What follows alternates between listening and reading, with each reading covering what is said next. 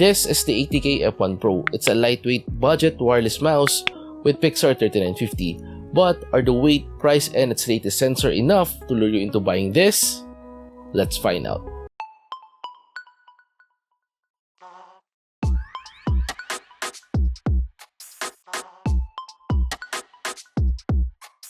Opening the box of the 8K dongle, you'll find the warranty service card and the dongle itself. It has an RGB strip and a rubber stopper at the bottom. This RGB strip turns off when the mouse goes on idle mode. Now if you check the box of the F1 Pro, you'll see the instruction manual, warranty card, a set of grip tapes and mouse feet, the USB-C cable with extender, the 1K dongle receiver, and lastly, the F1 Pro itself. As for its price, you can get it for only 3,250 pesos or around $55 here in the Philippines. By the way, the link on where I bought this gaming mouse is in the description box below. You can check it out if you're interested.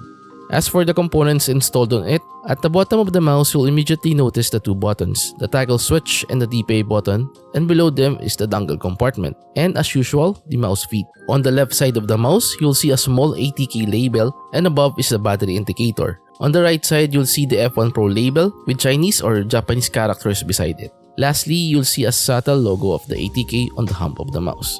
By the way, this gaming mouse is available in two colorways, black and white. And as for its size and shape, it's pretty much the same with one of the most popular budget gaming mice, the Acer Viper Mini.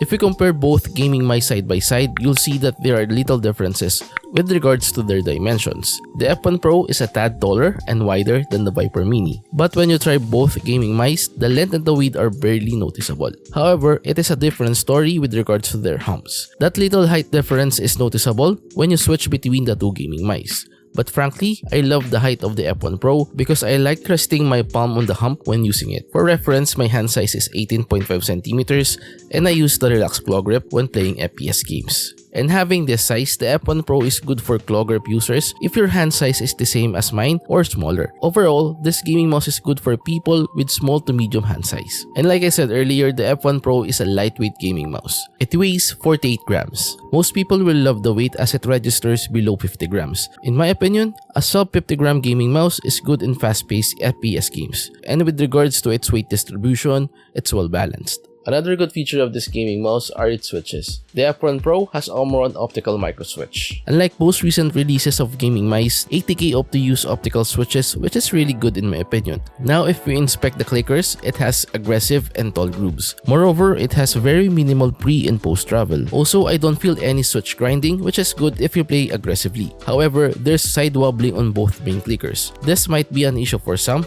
but for me, it's not a big deal. As for the side buttons, ATK used one switches and just like the main clickers, they have minimal pre and post travel. Additionally, the placement is very reachable and this is good for people who uses the side buttons in a game. Regarding its scroll wheel, the F1 Pro has F-Switch E10. So far, the scrolling experience is good. It's quite tight at first but you'll get used to it over time. In addition, the tactility is quite hard. By the way, here's a quick sound test.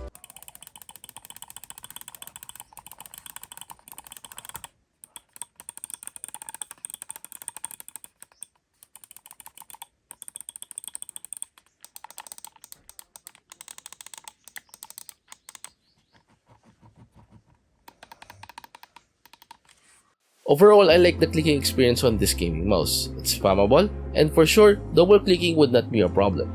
And another good feature of this gaming mouse is its sensor. It has the latest Pixar sensor, the PAW 3950. In ATK's F1 series, the Pro and the Pro Max have the 3950, while the Ultimate has the 3950 Ultra. So far, I have no problem with its implementation. I did not experience any sensor-related issues in my testing. And one of the reasons why it weighs below 50 grams is because of its battery capacity. The F1 Pro has only 250 mAh.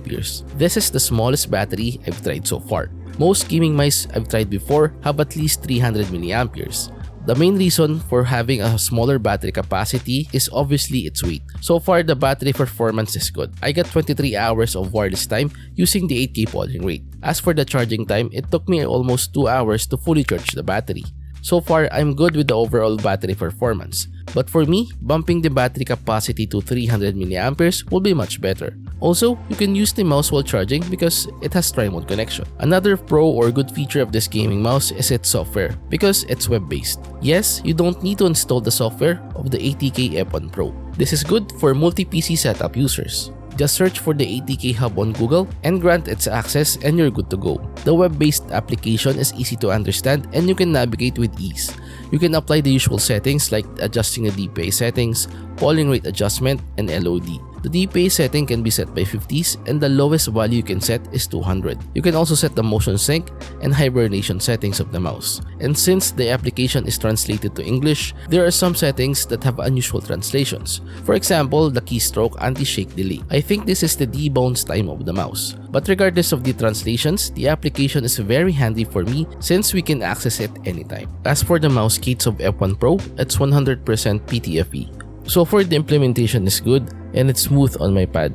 I had no issues with regards to the mouse feet during my testing. And if you look closer, it's thicker unlike some implementation on other budget gaming mice. And in case the mouse feet wear out, you can use the free set of mouse cases in the package. But to be honest, it's not a perfect gaming mouse. There are still downsides. First is the coating. Actually, it's nice and the matte white finish looks neat. However, it's slippery when you have dry hands. If you play a lot in a cooler environment and your hand is dry, my suggestion is to use the grip tapes included in the package. Another concern is the rattling sound when you try to shake the mouse. Yes, there are no creaking or flexing sounds, but if you try to shake it, you'll hear a rattling sound. Here's an example.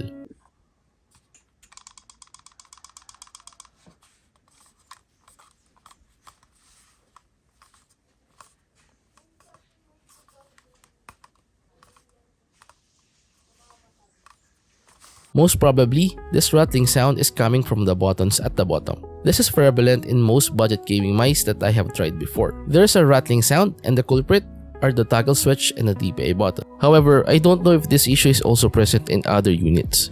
If you have this mouse, please let me know if you also encounter this issue by putting a comment below. Overall, I like the performance of the ATK F1 Pro. As for its size and shape, it fits my hand well.